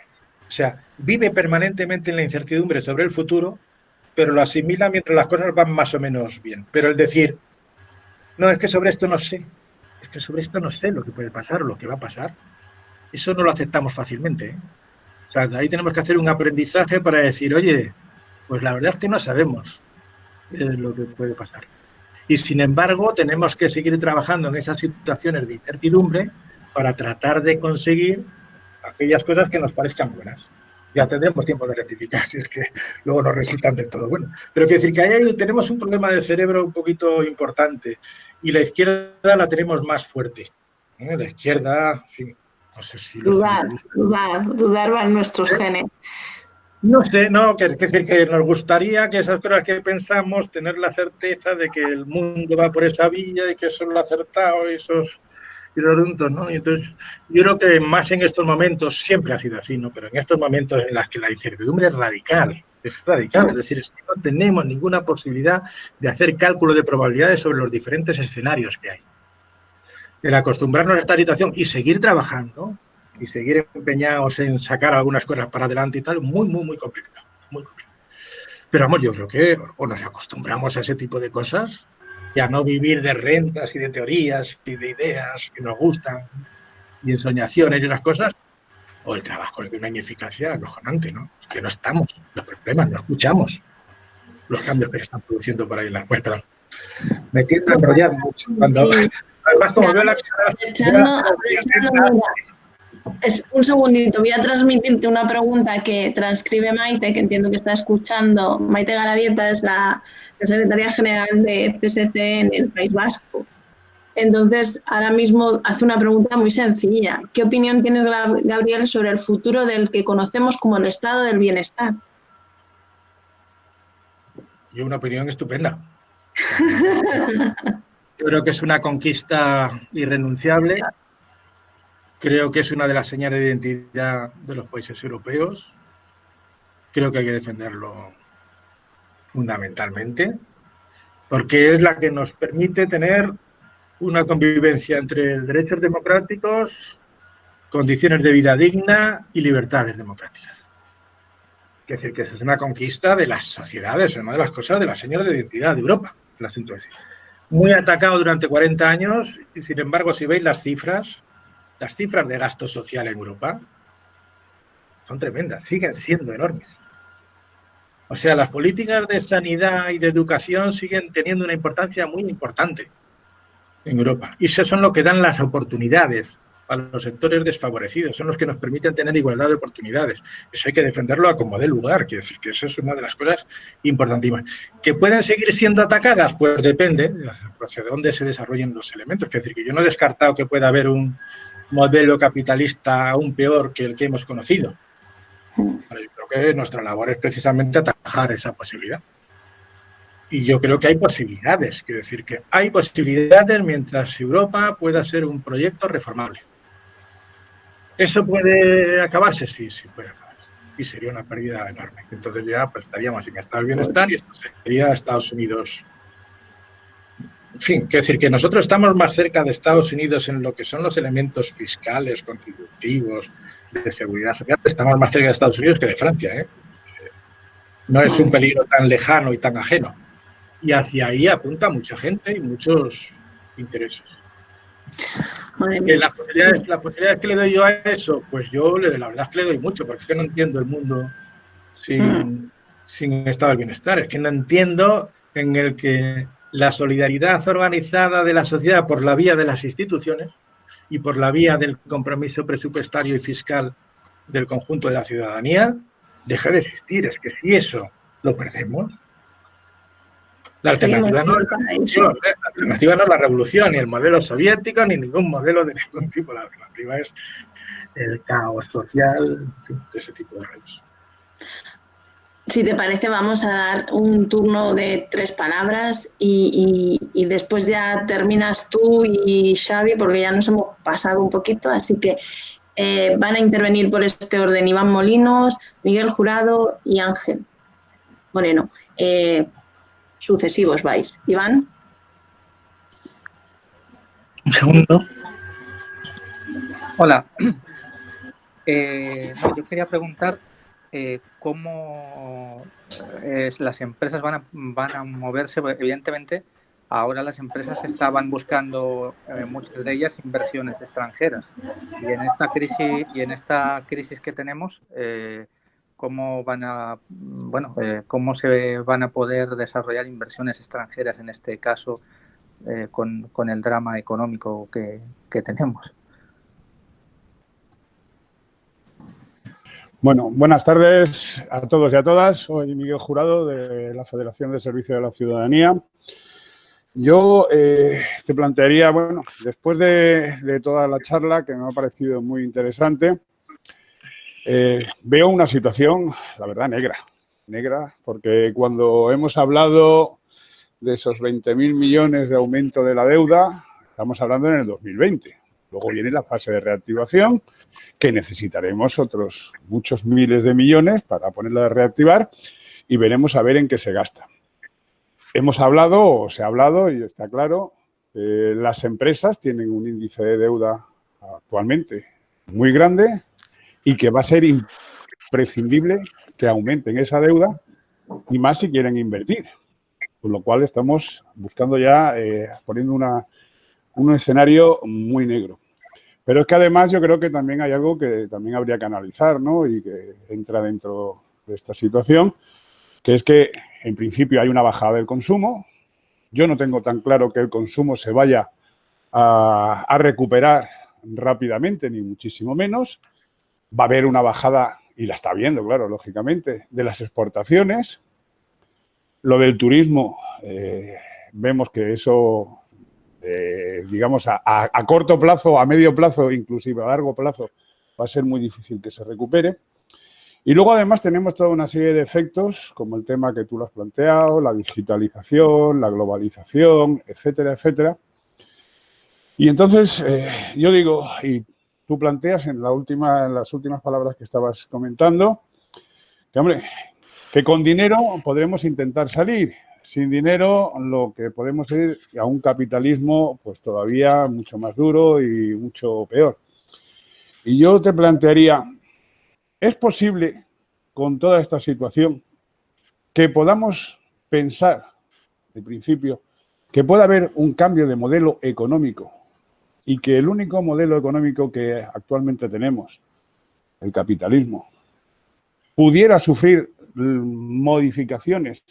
Quiero decir, porque cuando alguien ha preguntado, oye, ¿qué hacemos? ¿Hacia dónde vamos? ¿Qué es lo que vamos a reivindicar? Claro, tenemos que intentar buscar líneas de actuación que defienda a la izquierda, que defienda a los trabajadores y a las trabajadoras, pero con los visos de que no sean utopías lo que estemos diciendo, sino posibilidades que se puedan visualizar en un futuro más o menos largo. Yo no digo el tiempo, pero que se pueda visualizar que eso se puede llevar a cabo. ¿Es factible que con todos esos cambios que está sufriendo la economía y el mundo en general pudiera plantearse un cambio de modelo económico?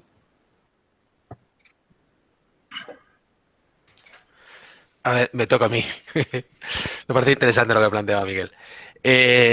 Bueno, yo creo que la situación actual que estamos viviendo es una situación extremadamente compleja. Vimos un momento histórico político muy relevante y muy complejo, ¿no? El tema de Europa a mí me preocupa bastante, porque aparte de la crisis europea, estamos viendo también cómo la salida de la crisis en algunos países tiene un enfoque más a la derecha que hacia la izquierda, ¿no? El nacimiento de lo que hablabas antes del nacionalpopulismo, lo vemos como hay países ya como Hungría, donde hay regímenes fascistas puramente, todo lo que es la Europa del Este, con Polonia y tal, digamos que no son homologables democráticamente a lo que nosotros entendemos como democracia. Hay cambios geoestratégicos, o estamos en el inicio de cambios geoestratégicos fundamentales en el mundo, con dos ejes, uno que gira en torno a Estados Unidos y otro a China. El papel de la Unión Europea cada vez es más irrelevante. No tenemos muy claro dónde se quiere situar en ese cambio geoestratégico Europa, si más bien cerca de Estados Unidos, donde se supone que hay una democracia más homologable, o más cerca del eje este de China, Rusia, Pacífico, donde es verdad que no son homologables sus democracias, pero también tiene un carácter menos imperialista que históricamente ha tenido Estados Unidos. Yo, como hablabas, ¿qué planteamientos tenemos como sindicato? Pues alguna de las ideas que las que estamos trabajando es un poco en modificar el trabajar en la modificación de un modelo productivo en el medio plazo. Obviamente nosotros dependemos del turismo de masas en una parte muy importante de nuestro PIB y eso ha quedado demostrado de que es un modelo productivo de corto recorrido. Pero claro, cambiar ese modelo productivo en el corto plazo es extremadamente complejo, con lo cual hay que trabajar para consolidar parte de ese modelo productivo y trabajar en un nuevo reindustrialización del país. No sé si con planificación económica, a través de que sea el propio Estado el que planifique la economía, en trabajar en potenciar industrias que sean fundamentales para el Estado. Ahora, por ejemplo, en esta crisis se ha visto que nos ha faltado abastecimiento y ese tipo de industria podríamos potenciarlo, pero luego esto volvemos a lo mismo. El papel al que nos destina la Unión Europea es un papel de sur, es decir, un papel de servicios dentro de la Unión Europea. Es decir, nuestro modelo productivo está orientado hacia él y yo no sé si lo que es la Europa del Norte nos va a dejar cambiar ese modelo productivo. Y luego una curiosidad que tenía, que me ha surgido cuando has hablado un poco del Banco Central y de cómo continuamente va expandiendo deuda, independientemente de que sus balances no sean positivos, estaríamos hablando entonces de que el Banco Central Europeo está siguiendo las directrices de la teoría monetaria moderna, que es una teoría que los demócratas, por ejemplo, Estados Unidos defienden, aquí en España defiende gente como Eduardo Garzón o Juan Laborda, que tenía esa curiosidad y quería planteártela. Vale. Vamos a ver, sobre las inversiones extranjeras. Claro, eso es una de las cosas que no he hablado antes, ¿no? Pero quiero decir que hay un tipo de... El PP, para clarificar un poquito más. El PP está apostando por una vía de competencia fiscal y laboral, es decir, presión sobre los costes laborales y fiscales para atraer inversión extranjera. Y en su mundo solo entra el asunto de que las empresas solo van a aquellos países que les dan ventajas fiscales, ventajas laborales, para plantear su localización en estos países. Y yo creo que es verdad. Es decir, que hay una parte de... Ese capitalismo nos interesa, ese tipo de empresas nos interesa una Europa que permita que los países miembros que somos socios y compartimos intereses y posibilidades, podamos competir unos con otros para favorecer esa inversión extranjera. Yo creo que es una de las cosas que hay que completar en la Unión Europea. Es decir, que necesitamos más coordinación de políticas fiscales y necesitamos que tengamos una presencia de inversión nacional en empresas de carácter estratégico, y eso se lo está planteando la Unión Europea ahora. Es decir, que no puede ser que la farmacia o que estemos completamente incapacitados para responder a pandemias como esta y abastecernos de elementos básicos en farmacia, en investigación, en química, en mascarillas, en respiradores, en ese tipo de cosas. Y tengamos que depender de los chinos. Es decir, que necesitamos una estructura de capitalismo europeo que sea capaz de designar qué sectores estratégicos tienen que estar bajo el control de capitalistas europeos y bajo el control regulador del Estado, diciendo que eso es importante que esté ahí y que la competencia no lo es todo. Entonces, el problema fundamental de las inversiones extranjeras es este tipo de ideas que permite que los países que compartimos intereses, futuro, realidad aquí en Europa, compitamos entre nosotros a la baja para atraer inversión extranjera, reduciendo los impuestos sobre el capital y reduciendo el impuesto sobre los beneficios, que es lo que está ocurriendo ahora y que algunos países del norte, como habéis visto en estos días que ha salido mucho a la luz, Holanda está practicando, y que haya paraísos fiscales y sigamos promocionando ese tipo de cosas. Eso en un mercado único como el que tenemos aquí es imposible que eso sea resistible durante mucho tiempo por parte de los países que la conforman. Es decir, que aunque haya apuestas políticas y haya empresas de estas características que lo que van buscando es rentabilidad de este estilo, yo creo que la regulación que tiene que haber es precisamente para que no puedan existir. Y que eso es uno de los elementos que le falta y que la crisis ha confirmado que le falta a la Unión Europea. Sobre el cambio de modelo económico. O sea, lo que tenemos ahora mismo y lo que ha fracasado, porque ha fracasado, es decir, que es una cosa importante ser conscientes de que ha fracasado, es un modelo de capitalismo al que hemos denominado neoliberal, para entendernos, en la que le da todas las ventajas a las empresas, en las que permanentemente divide la productividad a favor de las rentas del capital y en contra de las rentas del trabajo, y en las que la promoción de los beneficios cada vez más altos, lo que se llama dar valor a los accionistas, etcétera, es una guía de actuación por parte de este modelo. Y ha fracasado tanto ese modelo, porque hemos llegado a esta situación en parte, no hemos hablado nada de los antecedentes de esta crisis y de por qué estamos en esta crisis sanitaria y de dónde venimos y esas cosas, pero ese es el modelo que ha fracasado. Y ha fracasado también el modelo de globalización neoliberal, pero ha fracasado no para los países del tercer mundo, en los que han tenido un gran recorrido, su crecimiento, etcétera, y China, India, etcétera, son los que más se han beneficiado de ese tipo de globalización. Ha fracasado la globalización neoliberal porque ha enfrentado a unos países con otros y no ha sido capaz de generar desarrollo armónico con relación a la naturaleza, con cohesión social, etcétera, etcétera. Y tenemos ahí un problema de crisis, de pugnas, etcétera, que son los que estamos en estos momentos, ¿no? Entonces, yo creo que más que hablar de cambio de modelo, de cambio de sistema o de cambio de capitalismo, ese tipo de cosas, yo creo que lo que necesitamos es ir cambiando elementos de ese modelo que son perjudiciales para las mayorías sociales y que son perjudiciales para las clases trabajadoras. Y cuando hablaba antes del estado del bienestar, el estado del bienestar es una expresión del sistema capitalista, pero es un sistema capitalista diferente. No es por el que yo apuesto. Además, no creo que se pueda volver a él. Sí se puede defender el estado del bienestar, pero no es economía que dio lugar a ese estado del bienestar. Entonces, yo creo que es muy importante el saber los límites de la acción política, los límites de los objetivos. Está bien soñar, está bien estas cosas, pero ahora el problema que tenemos no es tanto el cambiar el sistema, no es tanto ser capaces de cambiar sustancialmente el modelo de capitalismo neoliberal. El problema es que no vayamos hacia un capitalismo neoliberal salvaje. El problema es que sigamos defendiendo las conquistas de los trabajadores. El problema es que hagamos vías de reformas que sean posibles y que beneficien al conjunto y a la mayoría social. El problema es ganar espacios para la negociación colectiva y para el diálogo social.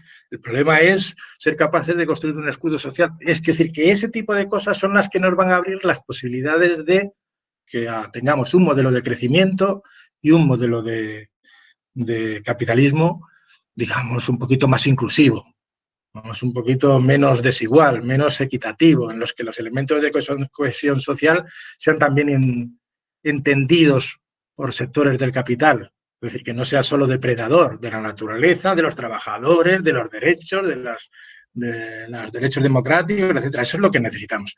Y yo creo que si ponemos el acento en eso es muy fácil orientarse, porque en todos los debates que está habiendo, lo que le está jugando son cosas de esas. Es decir, que en el salario mínimo vital lo que le está jugando es ese asunto. En el tema de la concertación social y de la negociación colectiva lo que le está jugando es en ese tema. En el tema de la negociación, cuando haya de los salarios, lo que se va a jugar es ese asunto. Entonces yo creo que es muy importante el entender que los cambios requieren mayorías sociales, requieren tener alternativas, requieren tener apoyo, requieren tener hegemonía, requieren tener las ideas y un proyecto. Y nosotros carecemos de proyecto. Y el proyecto que tienen las derechas, una parte de las derechas, es muy peligroso, da miedo el asunto. Una parte de las derechas da miedo. Entonces yo creo que es muy importante el entender que sí, el cambio de modelo de crecimiento, del cambio de modelo, no es lo mismo que cambiar las reglas del capital, ni acabar con el capitalismo, ni tener un sistema alternativo al capitalismo, etcétera, ¿no? Para pensar en eso, que habrá tiempo a lo mejor, o no, porque nos llegamos a una situación completamente horrible, pues hay primero que tener conquistas. Es decir, que tenemos que afianzar este gobierno, tenemos que afianzar las políticas progresistas, tenemos que afianzar la negociación de los agentes sociales, tenemos que conseguir conquistas en ese terreno.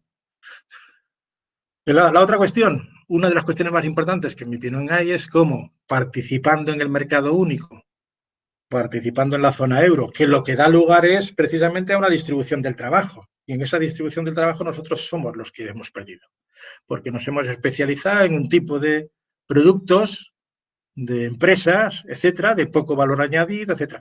Si estuviese completada la Unión Europea, eso no sería ningún problema. Como no está completada, pues tenemos un problema muy grande. Y yo creo que un gobierno progresista español no puede renunciar a hacer cambios en las especializaciones productivas. No puede renunciar solo plantear el crecimiento. Tiene que plantear también que necesitamos un tipo de especialización productiva más integrado, en el que dependamos menos de un tipo de trabajos y de un tipo de actividades económicas. Es decir, que no tengamos una especialización productiva basada en los bajos salarios y en los malos empleos. Y eso requiere un pensamiento estratégico y un proyecto estratégico por parte de un gobierno español. Y ese trabajo de que las tendencias espontáneas de participar en un mercado único que nos llevan a especializarnos en eso no sean las tendencias dominantes o las únicas tendencias que existen. Y eso es una cosa muy complicada, porque tenemos que hacer dos cosas que son un poco incompatibles entre sí. Pero vamos, yo quiero decir que más que hablar de cambio de modelo, de sistema y de esas cosas, yo creo que hay que hablar de cambios de especializaciones productivas. Y eso significa mucha inversión en educación, eso significa mucha inversión en cualificación, y eso significa mucha inversión en gestión empresarial, y eso significa apoyos a las empresas e incentivos fiscales que vayan destinados a ese tipo de especialización que nosotros creemos que está en el futuro, y si nos equivocamos, modificamos el asunto. Pero el problema es que no existe como problema en la cabeza de los políticos españoles. Eso. Lo que existe es otra cosa. Entonces yo creo que eso es muy importante tenerlo en la cabeza. Y luego lo de Europa que habéis dicho, claro, es que es importantísimo ese asunto, ¿no? Europa se une más, completa sus estructuras institucionales, las que no existen. Tiene un proyecto de globalización diferente a la que está en pugna entre las dos. Rusia pinta poco. China y Estados Unidos, esos son los que están en pugna, y tiene una propuesta alternativa diferente, en la que la multilateralidad, la democracia, el apoyo a los países para que se desarrollen, el no imponer políticas ultraliberales que rápidamente les haga que se vuelvan indefensos frente a las importaciones, que no tengan un modelo de crecimiento propio, etcétera. Sin Europa eso es imposible. Y esa es una de las cuestiones fundamentales que tiene que jugar Europa en el mundo. Es decir, que Europa no puede hacerse una isla con su estado del bienestar, en el mejor de los casos, una isla frente a un mundo global en las que priman es la pugna entre dos tipos de potencias que lo que buscan es fundamentalmente el imponer sus ideas, en el caso de Estados Unidos, y el defender sus regímenes en el caso de China.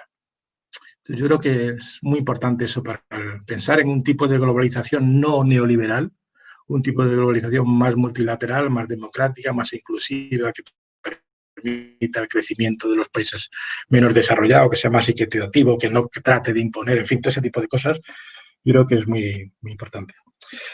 Y efectivamente, lo de la teoría monetaria moderna, el problema es que es una teoría. Y el Banco Central Europeo lo que hace es práctica.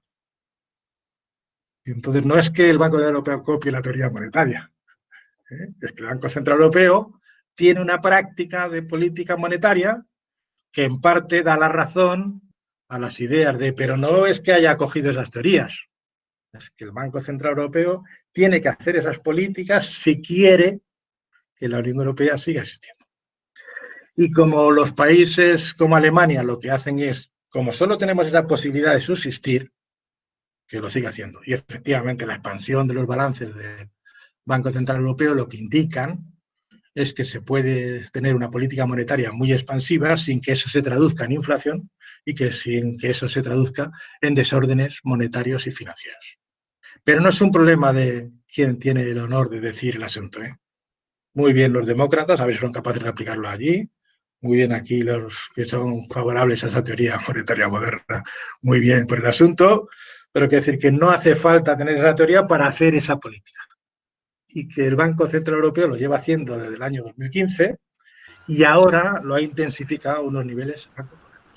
Y lo que se demuestra es que efectivamente, como ya lo habían demostrado los bancos centrales de Estados Unidos y el Banco Central del Japón, es que cuando los bancos centrales hacen una política monetaria muy expansiva y mantienen en sus balances esas deudas sin tratar de que a su madurez devolverlo, la cosa sigue funcionando sin que haya grandes desórdenes financieros ni monetarios.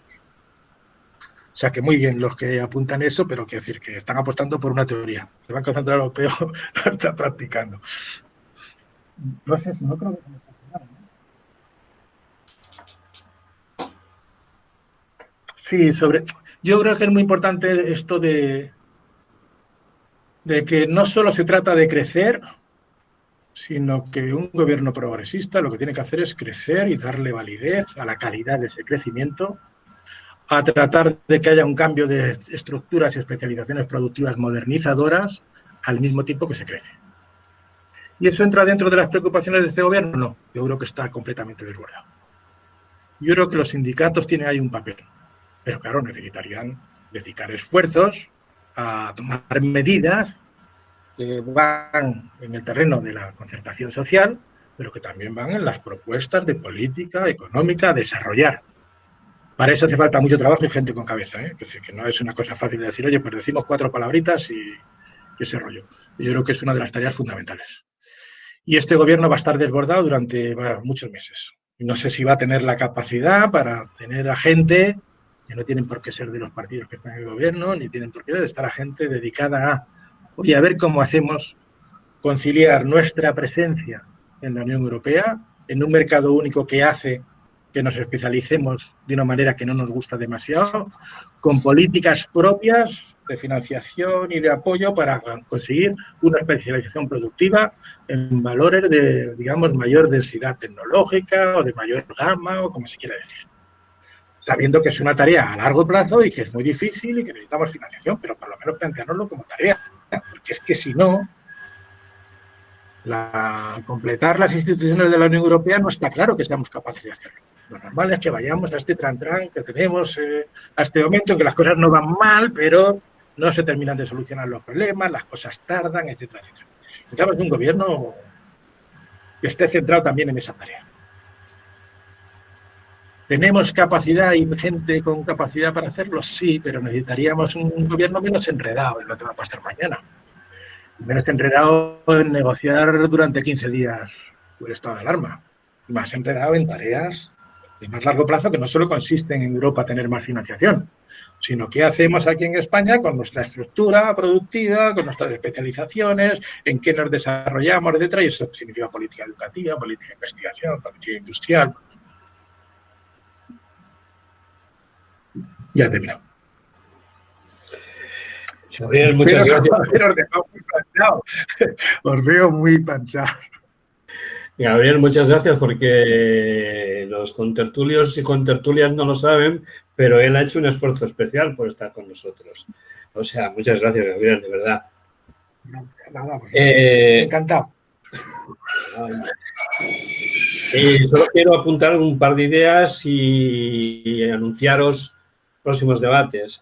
Gabriel ha planteado muchas cuestiones, al debate ha salido muchos elementos, pero hay una cuestión que es básica, que es cómo reorganizamos el sindicato para poder intervenir, sindicalizar a todo lo que la situación está generando de dispersión, de individualización y un cambio profundo en las relaciones sociales de producción. Y, por tanto, eso requiere un análisis de cómo intervenimos. Eso por un lado. Y para eso también es importante, para hacer propuestas, es importante conocer, analizar, para poder proponer y posteriormente actuar. Y este es el objetivo de estos debates, que conozcamos, que analicemos y que seamos capaces posteriormente de proponer y actuar.